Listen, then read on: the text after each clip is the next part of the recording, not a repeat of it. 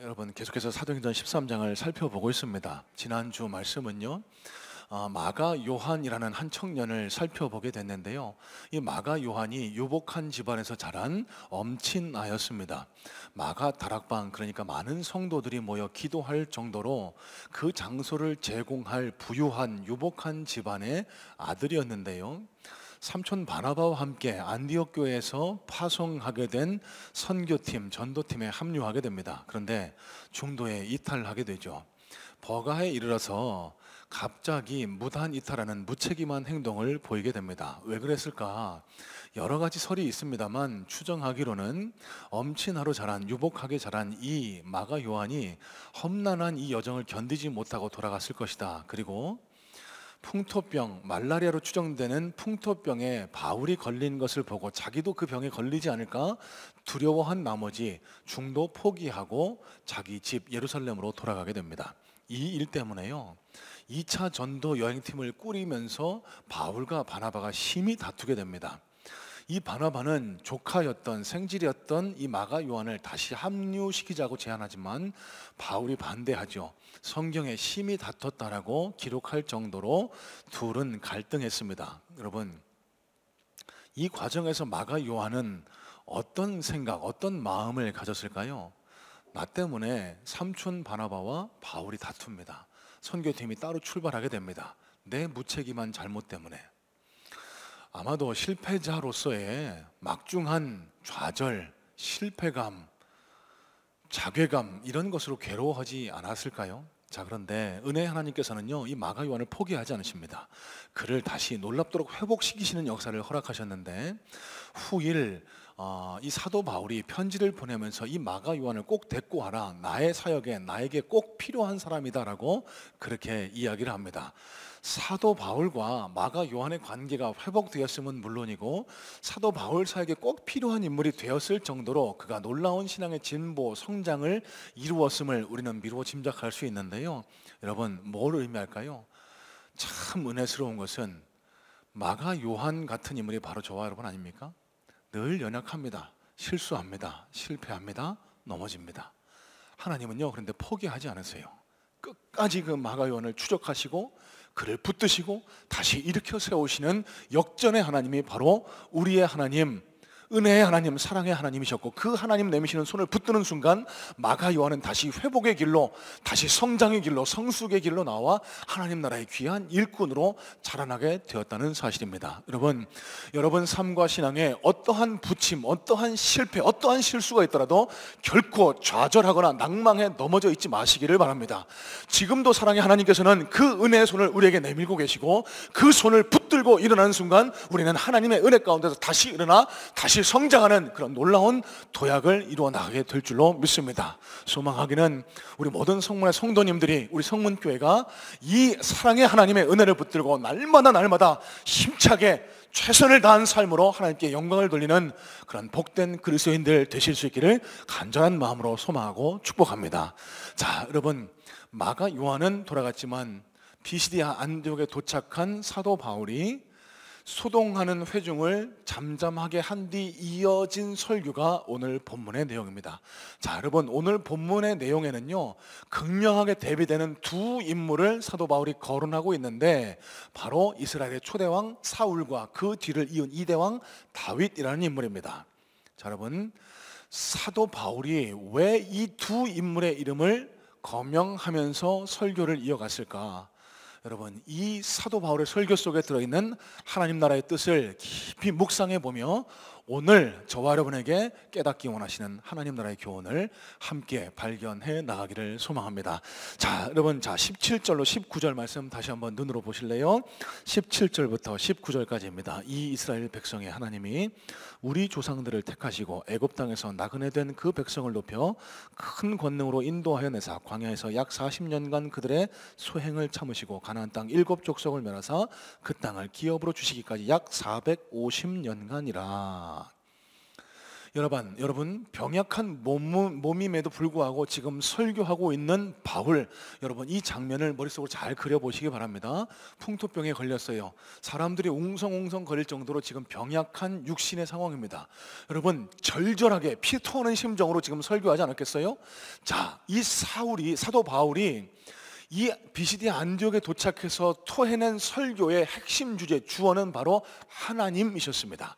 자, 처음 설교하면서 나타낸 이 이스라엘 백성들을 택하신 이도 하나님이시고, 애굽 이집트의 노예에서 구원하신 이도 하나님이시고, 약 40년 동안 광야 생활하면서 그들의 죄악을 참으신 이도 하나님이시고, 그 가나안의 7 족속을 멸하신 이도 하나님이시고, 그 땅을 기업으로 주신 이도 하나님이시다라고 그렇게 설교하고 있습니다. 자, 이어지는 내용에서 사울과 다윗을 거명하는 이유도 바로 여기에 있습니다. 사울과 다윗이 주인공이 아니라는 거예요. 이 이야기 전체 맥락의 주인공은 하나님이시고, 그러면 이 두 인물의 극명히 대비되는 삶과 신앙을 통해서 어떤 것이 하나님을 믿고 따르는 신앙인 그리스도인의 올바른 자세인가를 지금 사도 바울은 가르쳐 주기를 원했던 겁니다. 자, 이어지는 말씀 20절로 21절 말씀 다시 한번 보시길 바랍니다. 그 후에 선지자 사무엘 때까지 사사를 주셨더니 그 후에 그들이 왕을 구하거늘 하나님이 베냐민 지파 사람 기스의 아들 사울을 40년간 주셨다가, 자, 제일 먼저 사울이 어떤 인물인가 간략하게 여러분 시간 관계상 짧게 그렇게 한번 살펴봤으면 좋겠습니다. 자, 사울에 대해서 설명하고 있는 사무엘상 9장 2절 말씀을 잠깐 보겠습니다. 기스에게 아들이 있으니 그의 이름은 사울이요 준수한 소년이라. 이스라엘 자손 중에 그보다 더 준수한 자가 없고 키는 모든 백성보다 어깨 위만큼 더 컸더라. 자, 여러분 성경이 사울을 제일 먼저 소개하면서 뭐라고 소개하죠? 준수한 소년이라고 소개합니다. 자, 영어 성경을 보니까요, An impressive young man, 그리고 메시지 성경은 Most handsome young man이라고 그렇게 번역을 하고 있습니다. 준수한 소년, 여러분 이 표현이 제 일생일대의 소원이었습니다.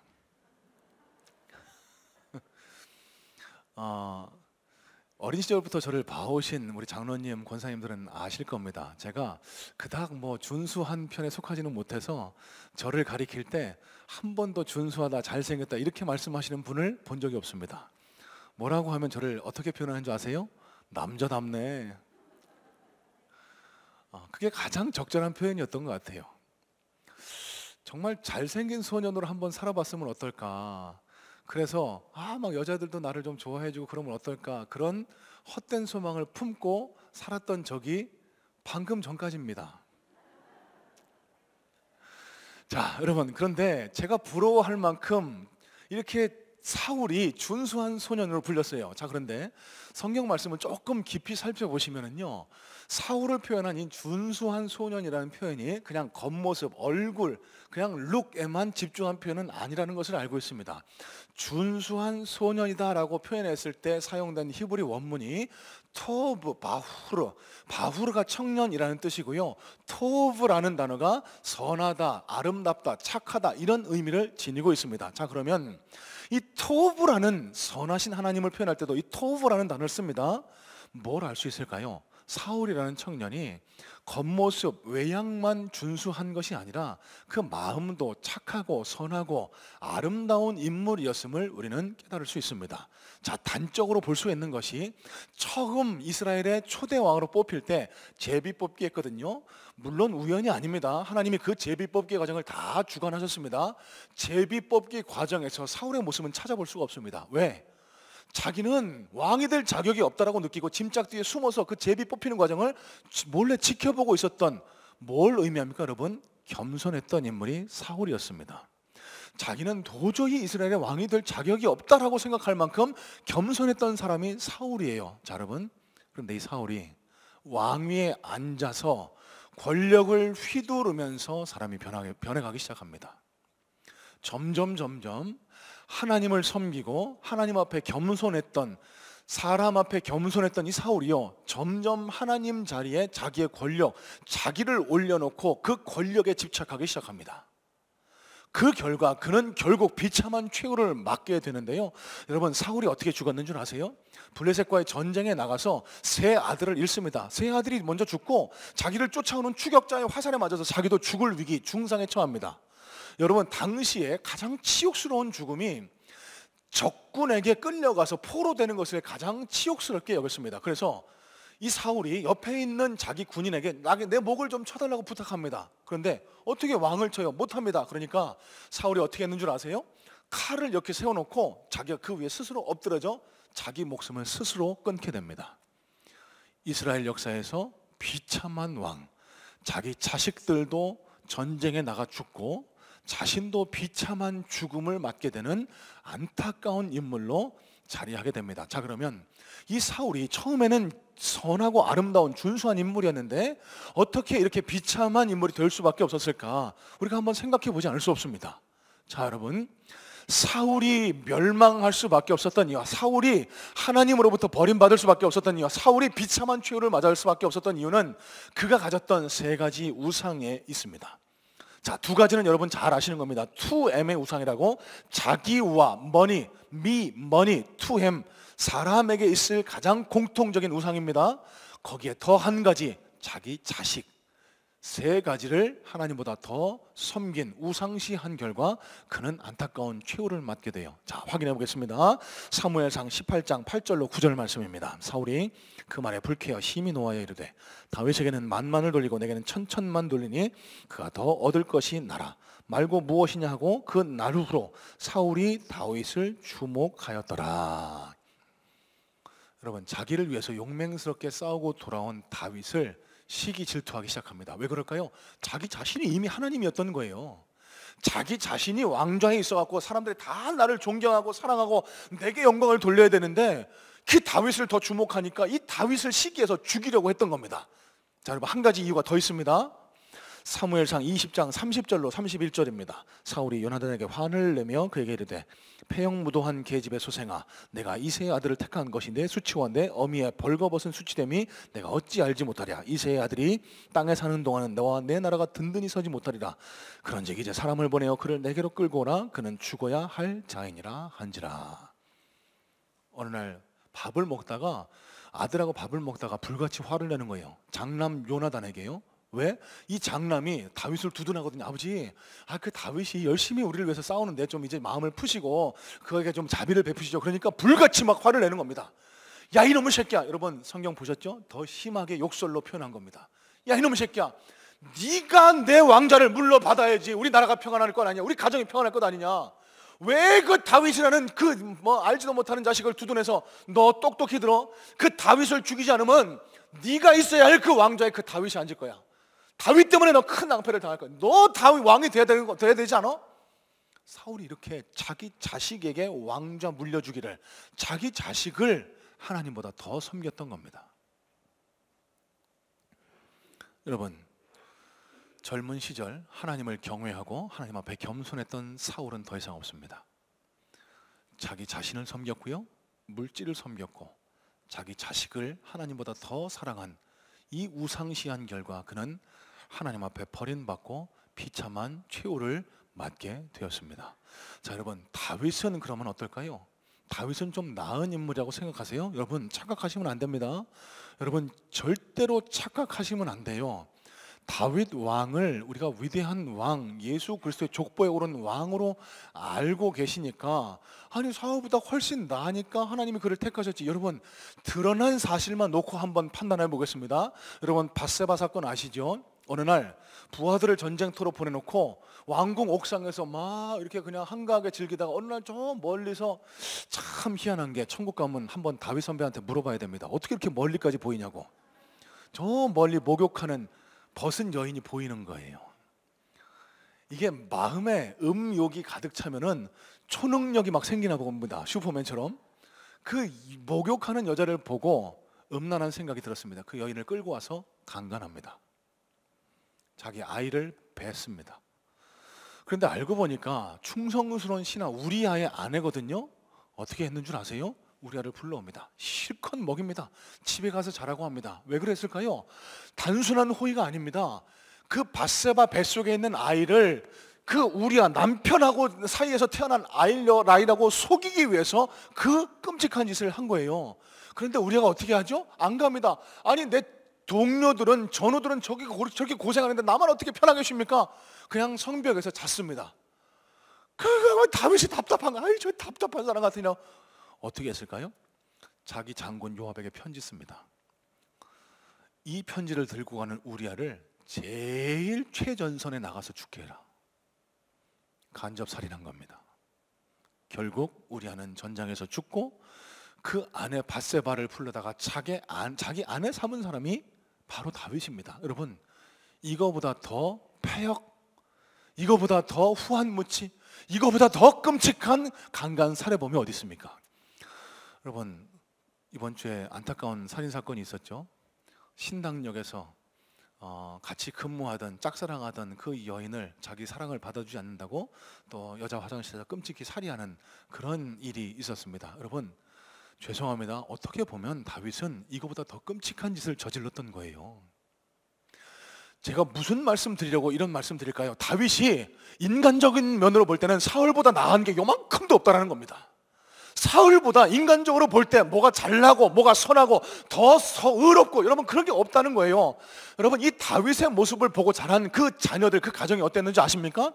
장남 암논이요, 자기 이복 동생 다말이라는 여자아이를 사랑합니다. 나를 좀 사랑해줘, 나랑 사랑해줘. 그런데 안 받아주니까요 강간해요. 그러니까 그 다말과 같은 형제, 그러니까 친오빠였던 압살롬이 그 암논을 죽여버립니다. 이 압살롬은요 나중에 다윗을 쫓아내고 왕이 되는데요, 그 왕국에서 쫓겨나면서 다윗이 신발도 못 신고 쫓겨났다고 성경은 분명히 기록합니다. 이 압살롬이 끔찍한 짓을 저지르게 되는데, 자기 아버지를 쫓아내고 앉은 권좌에서 자기 권력을 과시하기 위해서요, 자기 아버지의 후궁들, 그러니까 여러분 족보, 서열로 치면 자기 어머니뻘 되는 사람들입니다. 후궁들을 끌어다가 사람들이 보는 그 왕궁 옥상에서 범하게 됩니다. 왜? 이제 이 왕국은 내 거라는 거예요. 어떻게 죽죠? 다윗의 부하에 의해서, 전열을 정비한 다윗 부하에 의해서 결국은 목숨을 잃고 다윗은 복귀하게 됩니다. 여러분, 드러난 사실로만 봤을 때는, 외면적으로만 봤을 때는 다윗의 가정은 콩가루 집안인 거예요. 자녀 교육 하나도 잘한 거 없는 겁니다. 자기 자신은 물론이고 자기 자녀들에게도 좋은 것을 물려주지 못했던 인물이 다윗이었던 거예요. 자, 여러분, 그런데 이 다윗이 솔로몬에게 왕위를 물려주고 그 왕자가 공고해집니다. 나중에는 예수 그리스도의 족보에까지 오르게 됩니다. 여러분, 사울과 다윗이 달랐던 점 딱 한 가지가 이 극명한 차이를 가르게 됩니다. 뭘까요? 다윗은 하나님을 의지했습니다. 다윗도 마가 요한처럼요, 실수했지만 하나님께서 내미시는 손길, 하나님 은혜의 보좌에 나가기 위해서 뻔뻔하지만 염치 없지만 또 나가서 회개했던 거예요. 나단 선지자가 자신의 죄를 지적했을 때 금식하면서 죄를 뿌리고 옷을 찢으면서 하나님, 내가 죄인입니다, 내 죄를 사하실 분은 하나님밖에 없습니다, 하나님만을 의지했고요, 살아가는 내내 평생토록 하나님 앞에 사죄하면서 하나님을 의지하면서 살아온 결과 그는 결국 하나님의 도우심을 덧입어 그의 왕국도 자손도 공고해지고 그 자신의 이름도 예수 그리스도의 족보에 오르는 아름다운 그런 결말을 맞게 되었다는 사실, 여러분, 여기에 우리가 가져야 할 큰 소망이 있습니다. 여러분, 저와 여러분들도 하나님 앞에 잘난 것, 내세울 거 하나 없는 그런 존재들 아닙니까? 늘 실수하고 연약하고 부족해서 넘어지는 사람들이 바로 저와 여러분 아닙니까? 저와 여러분의 가정이 하나님 보시기에 선하고 아름답다라고 하실 수 있으세요? 여러분, 그런데 우리가 소망을 가질 수 있는 이유는 선하고 의로우신 하나님께서 지금 저와 여러분의 손을 붙들고 계시다는 사실입니다. 이 자리에 나와 하나님을 높이고 하나님을 의지하고 하나님께 내 삶을 내어 맡긴 당신의 백성들을 하나님 결단코 버리거나 내치지 않으시고 품으시고 안으시고 또 일으키시고 세우시는 그 은혜 하나님이 바로 저와 여러분의 아버지 하나님 되신다는 사실, 이것 때문에 저와 여러분의 가정이 소망이 있다는 사실이에요. 여러분, 이 자리에 가정의 문제 때문에 고민하고 마음 아파하시는 분 혹 계실 줄 모르겠습니다. 자녀들이 내 뜻대로 되지 않아서, 내 가정이 내 뜻대로, 내 계획대로 되지 않아서 내 자녀의 실수, 내 자신의 실패와 잘못 때문에 마음 아파서 안타까워 하시는 분 혹 계실 줄 모르겠습니다. 여러분, 괜찮습니다. 넘어질 수 있습니다. 실패할 수 있어요. 우리가 해야 할 일은 하나님 은혜의 보좌 앞에 나가는 겁니다. 그 은혜의 보좌 앞에 나가면은요, 하나님께서 우리를 덮어주세요. 하나님께서 우리를 용서해 주세요. 예수 그리스도 십자가 보혈로 우리를 다시 한번 깨끗게 정결케 해주시는 하나님의 역사가 우리 가정과 우리 삶과 우리 심령 속에 덮여질 때 우리가 다시 일어나 소망을 가지고 힘차게 살아갈 수 있는 근거가 생겨나게 될 줄로 믿습니다. 여러분, 이 소망을 갖고 살아가시기를 바라요.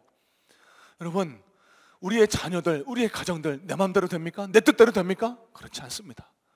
아무리 좋은 것을 가르치고 아무리 좋은 것을 물려주려고 해봤자 그 자녀 내 마음 내 뜻대로 되지 않는 게 여러분 자식 농사 아닙니까? 여러분, 그 자녀들이 잘 될 수 있는 유일한 희망 소망을 오늘 본문에서 다시 한번 깨닫고 발견하게 됩니다. 뭘까요? 하나님께 맡겨드리는 겁니다. 하나님께 맡겨진 자녀, 하나님께서 책임지시고 그와 함께 늘 동행하시면서 그 인생이 영광스럽고 하나님께 영광을 돌리는 하늘나라 백성 되도록 하나님이 책임지시면 되는 거 아닙니까? 여러분, 이제 2022년도도 몇 달 남지 않았습니다. 어제 회복 캠프를 시작으로 이제 저희 교회 공식적으로는 2학기, 그러니까 이제 하반기 사역이 본격적으로 가동됩니다. 여러분, 9, 10, 11, 12 넉 달도 채 남지 않은 지금 이 시점에 저와 여러분의 삶과 신앙에 어떤 열매가 맺혀 있다라고 생각하실까요? 우리 가정에는 어떤 열매가 맺혀 있다라고 생각하세요? 여러분, 설령 하나님 앞에 당당히 내어드릴 열매가 없더라도 좌절하지 마실 것은 오늘 말씀을 통해서 우리에게 확인시켜 주시는 복음의 소망이 있기 때문입니다. 우리가 하나님 앞에 매달려 하나님을 더 굳건히 의지할 때 하나님께서 우리 가정을 책임지시고 우리 자녀들을 책임지시고 저와 여러분의 삶을 책임지셔서 남아있는 2022년도도 그리고 앞으로의 저와 여러분의 삶을 통해서 더 풍성하고 아름다운 열매를 맺어가게 도우실 줄로 믿습니다. 여러분, 어떤 경우에도 사울처럼 자기 자신, 돈, 자기 자녀를 섬기는 어리석은 사람 되지 않기를 간절한 마음으로 소망합니다. 우리 삶의 주인은 하나님이시라는 사실을 다시 한번 기억하시고 하나님께 매달려 하나님께 더 의지하여 하나님께 영광스럽게 올려드릴 삶의 열매가 더 풍성히 주렁주렁 맺혀지는 저와 여러분의 가정, 우리 성문교회 되기를 간절한 마음으로 소망하고 축복합니다. 자, 두 번째입니다. 여러분, 21절, 22절 말씀 우리 다시 한번 살펴보겠습니다. 그 후에 그들이 왕을 구하거늘 하나님이 베냐민 지파 사람 기스의 아들 사울을 40년간 주셨다가 패하시고 다윗을 왕으로 세우시고 증언하여 이르시되 내가 이 세 아들 다윗을 만나니 내 마음에 맞는 사람이라 내 뜻을 다 이루리라 하시더니 하나님이 사울을 패하시고 다윗을 세우셨답니다. 자, 어떻게 세우셨을까요? 다윗을 만나셨대요. 자, 여기 만나니라고 번역된 이 구절이요, 헬라 원어로 휴리스코라는 단어가 쓰입니다. 여기 만났다라고 했을 때는 그냥 meet, 그냥 happen to be, 그냥 come across, 이렇게 만나게 되었다, 이걸 뜻하는 게 아닙니다. 원어의 뜻을 살펴보면요, search and find, 그러니까 하나님께서 이렇게 찾으셨다는 거예요. 어디에 내 마음에 맞는 사람이 있을까 찾으시고 둘러보시고, 아, 여기 있네. 여러분, 이게 만나니에 담겨있는 의미라는 겁니다. 자, 그러면 어떤 사람을 찾으셨을까요? 내 마음에 맞는 사람. 여러분, 저는 이전 성경의 번역본 개역 한글의 번역을 더 오래 마음에 담습니다. 예전에는 내 마음에 합한 사람이다 라고 그렇게 기록을 했습니다. 자, 내 마음에 합한 사람이다, 내 마음에 맞는 사람이다, 이 뜻이, 이 원어가 가리키는 단어는요, 하나님의 마음을 쫓는, 따르는 사람이다 라는 의미를 지니고 있습니다. 여러분, 하나님께서 왜 사울을 패하시고 다윗을 세우셨을까요? 여기에 정확한 해답이 있습니다. 하나님 마음을 따르는 사람이었기 때문에, 하나님의 마음을 쫓는 사람이었기 때문에, 하나님이 아니라 자기 자신과 돈, 물질, 그리고 자기 자신만을 섬겼던 사울은 패하시고 다윗을 세우셨는데 왜? 하나님의 마음을 쫓았기 때문에, 자, 다윗이 어떻게 하나님의 마음을 쫓았을까요? 극단적으로 보여주는 단 하나의 케이스, 그 사례만 살펴봅니다. 블레셋과의 전쟁에서 골리앗 앞에 섰을 때 이야기입니다. 여러분, 다윗과 골리앗 이야기 다 잘 아시죠? 긴 말씀 드리지 않겠습니다. 사울과 이스라엘 백성들이 그 거구의 장신 2m 70이라고 성경은 기록합니다. 그가 입고 있는 갑옷만 해도요, 한 사람 남성의 몸무게 52kg에 달하는 갑옷을 입고 있었어요. 얼마나 무서울까요, 여러분? 그 골리앗 앞에 위세에 눌려서 사울, 이스라엘 장수들 다 벌벌벌 떨고만 있을 때 다윗이 물맷돌 들고 그 앞에 섭니다. 왜? 네가 뭔데 하나님의 이름을 욕되게 하냐는 겁니다. 골리앗이 막 이렇게 조롱했거든요. 니들이 섬기는 하나님이 어디 있냐? 우리도 신인데, 우리 뭐 다른 데도 다 신이 있었, 우리가 다 멸망시키고 왔다. 니네들 하나님도 별 볼 일 없구나. 다윗이 거기에 의분한 거예요. 네가 뭔데 살아계신 하나님을 욕되게 하느냐고. 여러분, 사랑하는 하나님을 위해서 자신의 모든 것을 내어 바칠 수 있었던 인물, 여러분, 그 다윗, 하나님 마음을 쫓던 사람이었습니다. 자, 다윗이 어떻게 하나님을 쫓았을까요? 성경 말씀 사무엘상 17장 45절 말씀 한번 눈으로 살펴보겠습니다. 자, 자막을 잘 살펴보시고 다윗이 블레셋 사람에게 이르되 너는 칼과 창과 단창으로 내게 나아오거니와 나는 만군의 여호와의 이름 곧 내가 모욕하는 이스라엘 군대 하나님의 이름으로 내게 나아가노라.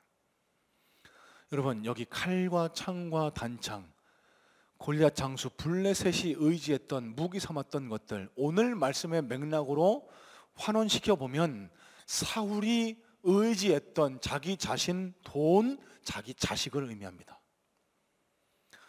다윗은 그런 것들 의지하지 않고 하나님 여호와의 이름, 하나님의 영광, 만군의 여호와를 위해서 싸우고 그 방법을 손에 쥐었던 결과 하나님은 그 다윗 손에 들렸던 물맷돌로 그 골리앗 머리 정중앙에 박히게 하시고 그 블레셋 군대를 물리치게 하시고 다윗을 이스라엘의 왕으로 세우시고 그의 왕국을 공고하게 솔로몬에게 그 왕국이 이어지게 하시고 다윗 그 이름이 예수 그리스도의 족보에 오르게 하셨다는 사실, 여러분, 이렇게 다윗은 하나님의 마음을 쫓았던 결과 하나님의 도우심 속에 인생도 승리하고 자기 가정도 승리하고 자기의 이름도 영광스럽게 되는 그런 놀라운 승리의 사람으로 기억될 수 있었다는 사실입니다. 여러분, 오늘 말씀을 묵상하는데 계속해서 제 머릿속에 맴돌았던 구절이 있습니다. 21절과 22절에 이어지는 말씀, 사울은 패하시고 다윗은 세우시고. 다시요, 사울은 패하시고 다윗은 세우시고. 여러분, 극명하게 대비되지 않습니까? 사울 같은 인생은 하나님이 패하시고 다윗같이 하나님의 마음을 쫓는 인생은 하나님이 세우신다는 사실, 여러분, 이 사실을 교회에 적용해 보게 됐습니다. 여러분, 저는 목사입니다. 자나깨나 늘 하나님의 몸된 교회를 생각할 수밖에 없어서 그런지 이 사울처럼 패하시는 교회, 다윗처럼 세우시는 교회는 과연 어떤 교회일까를 고민하면서 말씀을 묵상하게 됐어요. 사진 한 장 보겠습니다. 제가 지난주에 말씀을 묵상하는 가운데 한 충격적인 기사를 접하게 됐습니다. 여러분, 지금 유럽과 미국의 교회가 이슬람에게 또 술집과 디스코장으로 무섭게 팔려나가고 있다는 거 아시죠? 여러분, 저게 서울 성수동입니다. 지금 저와 여러분이 몸담고 있는 지금 멀지 않은 곳 성수동에 할렐루야 선교교회가 코로나 그리고 시설이 노후해서 재정적 어려움에 교회를 매각하기로 결정했답니다. 이단에게만은 주지 말라는 단서는 달았지만 그 다른 단서는 달지 않았기 때문에 부동산 업자가 어떤 이에게 임대를 해서 사용하고 있는데요.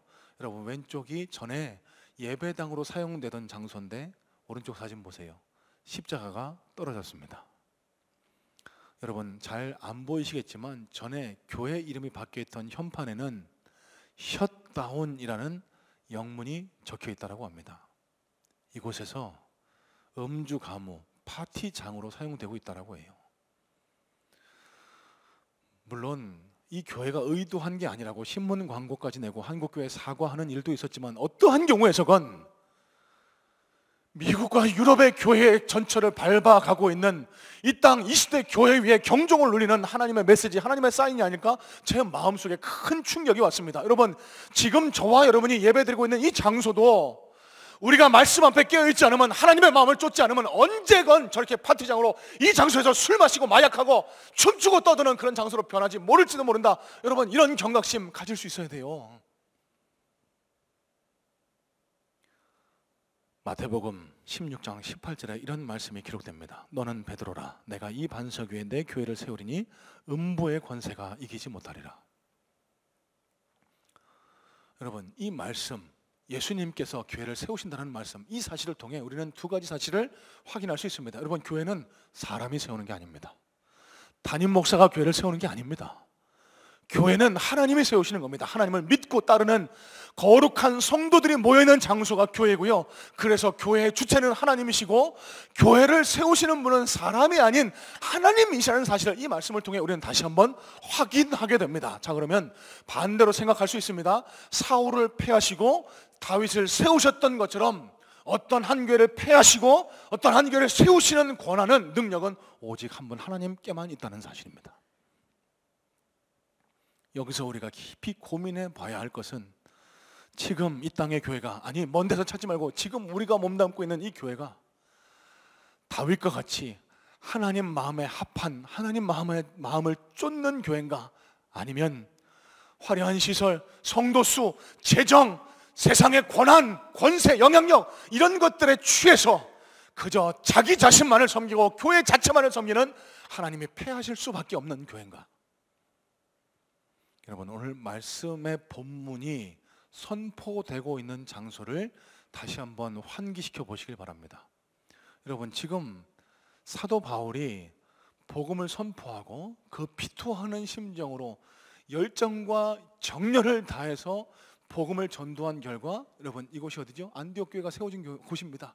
여러분, 지금 이 땅의 갈라디아 지방, 지금은 터키입니다. 에베소 교회, 빌립보 교회, 고린도 교회, 여러 가지 이름만 들어도 쟁쟁한 그런 교회들이 세워졌었습니다. 여러분, 지금 터키 땅에 이 교회들의 명맥이 남아 있습니까?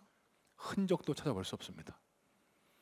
성지순례 가이드에 의하면 이곳이 그 교회가 있었던 장소입니다라고 팻말로 알 뿐이지 함께 모여 예배드리고 하나님을 찬양했던 흔적은 찾을 수가 없습니다. 왜 그럴까요? 지금 터키는 온통 이슬람 땅입니다. 하나님이 그 알라라는, 마호메트라는 신에게 쫓겨나서 지금 이곳에 와 계신 겁니까? 아니요. 지금도 하나님은 천지 만물을 주관하고 계시고 온 만물의 주관자, 창조주 되신 하나님이 바로 저와 여러분들이 믿고 섬기는 하나님 아닙니까? 그러면 여러분, 무슨 일이 있었던 겁니까? 하나님이 그 교회를 폐하셨던 거예요. 지금 이 땅 위에 교회를 세우신 이도 하나님이셨던 겁니다.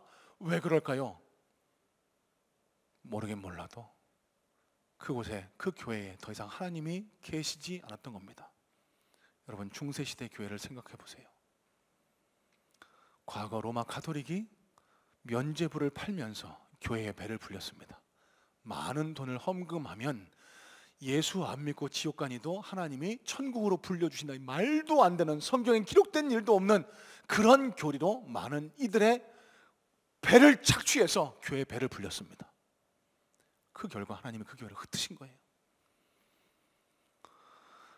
여러분, 그러면 이 땅 위에 교회를 세우신 하나님의 뜻, 하나님의 목적은 어디 있겠습니까? 영혼을 세우는 겁니다. 하나님 나라를 소개하는 것, 한 영혼을 주께로 인도하는 것, 이게 교회가 세워진 목적 아닙니까? 여러분, 오늘 말씀을 묵상하면서 저에게 큰 감동과 결단, 그리고 하나님의 뜻을 깨닫는 그런 은혜가 있었습니다. 여러분, 코로나로 인해서 정도가 심하건 적건 간에 이 땅의 교회들이 지금 위기 앞에 서 있습니다. 교인 출석 숫자가 감소합니다.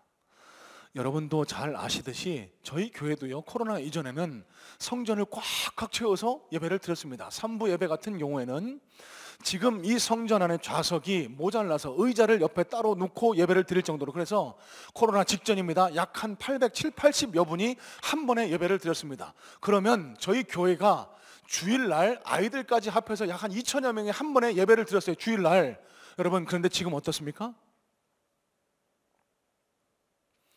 여러분, 그러다 보니까 제가 조바심이 났던 것 같아요. 하나님 앞에 이렇게 기도했던 것 같습니다. 하나님 언제 돌아갑니까? 언제 회복시켜 주십니까? 여러분, 가만히 오늘 말씀을 묵상하는 가운데 하나님의 마음을 깨닫게 됩니다. 숫자를 바라보지 말으라고, 과거의 영광을 찾지 말라고, 사람 많은 교회가 좋은 교회가 아니라고, 좋은 시절을 자랑하는 교회가 좋은 교회가 아니라고, 과연 그 교회 안에 복음이 살아 숨쉬고 있는지, 예수 십자가의 피 묻은 생생한 복음이 강단에서 전해지고 그 십자가 복음을 통해서 잃어버린 영혼들이 주께로 돌아오고 있는지 아닌지, 그것부터 점검하라고. 여러분, 이 땅 교회들이요, 더 이상 천국과 지옥을 설교하지 않습니다. 십자가 복음을 설교하지 않습니다. 왜요? 부담되거든요. 어렵거든요. 무겁거든요. 일주일 내내 수고하고 오신 분들 복 받으세요, 평안하세요, 귀를 즐겁게 해서 어떻게든 교회를, 성도회를 늘리려고. 여러분, 이게 교회의 지금 모습 아닙니까? 하나님이 과연 그 모습을 기뻐하실까요? 그게 하나님의 마음을 쫓는 교회의 모습일까요? 아니요. 하나님은요, 잃어버린 한 영혼 찾기를 원하고 계십니다. 여러분, 그래서 우리 교회가, 우리 성문교회가, 저와 여러분이 나아가야 할 방향이 있어요. 영혼을 더 귀히 여기는 겁니다. 한 영혼 세우는데 우리가 모든 노력과 열과 성을 기울이는 겁니다. 그저 교회만 왔다 갔다 하는 명목뿐인 신자 만들지 말고 말씀으로 양육하고 훈련시켜서 언제 어디서나 예수 믿는 그리스도인으로 살아갈 수 있는 그런 강력한 예수의 군사를 만드는 것, 여러분, 이게 저희 성문교회에 주어진 하나님의 사명, 목적이라고 저는 믿습니다. 여러분, 양육훈련이 이런 목적인 거예요. 300기도 용사운동 왜 합니까? 여러분, 기도로, 말씀으로 여러분들 무장시켜드려서 날마다 당당하게 신앙생활 하시라고. 예수 믿으면서도 날마다 마음이 낙심되고 걱정되고 염려되고 두려움 속에 살아가는 것, 왜 그럴까요? 말씀이 살아있지 않아서 그렇습니다. 기도가 살아있지 않아서 그렇습니다. 하나님께 맡겨보세요. 주님의 손을 붙들어 보세요. 왜 우리가 낙심합니까? 왜 절망합니까? 왜 두려워요? 여러분, 교회는 하나님이 주인 되시는, 영혼을 세워내는, 키워내는 장소가 교회라는 사실. 여러분, 저희 성문교회는요, 여러분 한 영혼 한 영혼이 주님 앞에 바로 서기를 간절히 소망하는 마음으로 이 길을 달려갈 것을 여러분들 앞에, 하나님 앞에 선포합니다. 양육훈련이 바로 이런 목적이 있는 겁니다. 주저하고 계시는 분들 계실까요? 주저하지 마세요. 참여하세요. 300기도 용사 함께 하자고 권면할 겁니다. 여러분, 주저하지 마세요. 천국은 침노하는 자의 것이라고. 여러분을 더 하나님 마음에 합한 사람 될 수 있도록 도와드려서 사울처럼 패하시는 그런 안타까운 일이 아니라 다윗처럼 하나님에 의해서 세움받는 그런 여러분들, 신앙인들 만들어 드리기 위해서 교회가 지금 몸부림치고 있는 겁니다. 여러분, 말씀을 이렇게 정리하기를 원합니다. 오늘 설교의 맥락과 어떻게 다 있을지는 잘 모르겠습니다만, 제가 2주 전에 읽었던 한 글에서 참 큰 감동을 받고 마음의 찔림을 가졌던 한 아름다운 그리스도인 부부에 대한 이야기입니다. 사진 나중에 보여주시고. 이렇게 쿵짝이 안 맞아서요. 이분이 누굴까요? 한번 해볼 거랬는데. 보여주세요. 션과 정혜영 부부입니다. 이 두 부부가요, 결혼할 때 혼수 예단을 하지 않았답니다. 결혼식을 올리고 나서 우리끼리만 행복하지 말고 우리를 통해서 우리 이웃들이 행복했으면 좋겠다고, 그래서 매일 10,000원씩을 저금해서 주변 이웃들을 섬기기로 결단했다라고 합니다. 1년 동안 모았대요. 한 360여만 원이 모였을 것 아닙니까? 이 돈을 들고 청량리 바퍼 아시죠? 그곳을 찾아갔답니다. 하루 종일 섬기는데 자신들이 1년 동안 10,000원, 어떤 분에게는 부담일 수 있지만 뭐 어렵지 않게 모을 수 있는 이 돈으로 1,500명이나 되는 사람들을 두 끼를 섬길 수 있다는 사실에 너무너무 큰 보람을 느꼈대요. 아이를 생산해서 갖게 됐습니다. 하음이라고 하는데, 이 하음이가 너무 눈에 넣어도 아프지 않을 만큼 사랑스러웠던 거예요. 그래서 돌잔치 즈음에 이 사랑스러운 아이에게 정말 뭘 줘도 아깝지 않은 이 아이에게 정말 의미 있는 선물을 해주고 싶어서 돌잔치를 색다르게 하기로 했답니다. 돌잔치를 할 비용과 이 아이가 너무너무 사랑스러워서 아이 돌보미를 쓸 수도 있지만 쓰지 않고 그에 해당하는 비용을 합쳐서 서울대 어린이병원을 가서요, 심장병으로 고통받는 아이 2명, 그리고 인공와우, 그러니까 이 수술을 받지 않으면 들을 수 없는 아이에게 수술을 시켜주는 것으로 돌잔치를 대신했다라고 합니다. 어떤 사람이 왜 아이 돌잔치 안 하느냐고, 돌잔치 때 그 아이가 뭐 잡았느냐고, 돌잡이 때 뭐 잡았느냐고 이렇게 물었을 때 이렇게 말했다고 해요. 우리 아이는요, 이웃의 손을 잡았습니다. 우연한 기회에 한 필리핀 아이를 섬기게 됐습니다. 한 달 3만 원이면 한 아이를 교육시키고 먹일 수 있다는 소식에 한 아이를 섬겼는데, 그 아이를 방문하러 필리핀을 간 거예요. 가서 보는데 얼마나 열악한 환경 가운데 사는지, 이 두 분이 내 집 마련에 대한 꿈을 갖고 차곡차곡 저금을 하고 있었답니다. 그 필리핀의 환경을 보고 나서 이런 결단을 하셨대요. 우리 꿈, 우리가 집을 마련하는 꿈 대신 저 어렵게 살아가는 아이들에게 꿈을 선물해 주자고. 그래서 집 살려고 마련해둔 돈과 집을 사게 되면 은행에 갚아야 할 금융비용, 은행 이자를 생각해 보니까 한 300 몇십만 원 되더라는 겁니다. 그 돈으로 필리핀 아이 100명에게 꿈을 선물하게 되었다고. 그래서 지금은 총 103명의 어린아이의 아빠, 엄마로 살아가고 있다고 합니다. 여러분, 제가 왜 이 이야기를 나눌까요? 제가 이분들의 이야기를 접하면서 물론 깊은 찔림이 있었습니다. 나는 지금 뭐 하고 있을까? 또 깊은 성찰도 있었습니다. 하나님이 이 부부를 보고 얼마나 기뻐하실까? 하나님 마음에 합한, 하나님 마음을 따르려는 이 사람들을 보고 하나님이 얼마나 기뻐하시고 하나님이 복도 주시고 하나님의 은혜도 주시지 않을까? 여러분, 제가 전정혜형 부부 이야기로 말씀을 마치는 이유는 지금 여러분 헌금하라고, 뭘 당장 하자고 이런 이야기가 아니에요. 지금 하나님 바라보시기에 저와 여러분의 삶과 신앙이 과연 아름다울까? 하나님 마음에 합한 사람일까? 하나님 앞에 섰을 때 나는 과연 어떤 칭찬과 상급을 받을 수 있을까? 한번 돌이켜보자는 겁니다. 소망하기는 우리 성문교회가, 우리 성문의 모든 가정이, 성문의 모든 성도님들이 하나님 마음에, 하나님 눈에 합한 하나님 마음을 따르는 그리스도인 되셔서 하나님께서 다윗을 세우셨던 것처럼 하나님의 도우심의 은혜, 공급하심의 은혜, 하나님 동행하심의 은혜, 하나님 높이 세워주심의 은혜를 충만히 덧입는 복된 성문의 성도들 다 되시기를 예수님의 이름으로 축복합니다.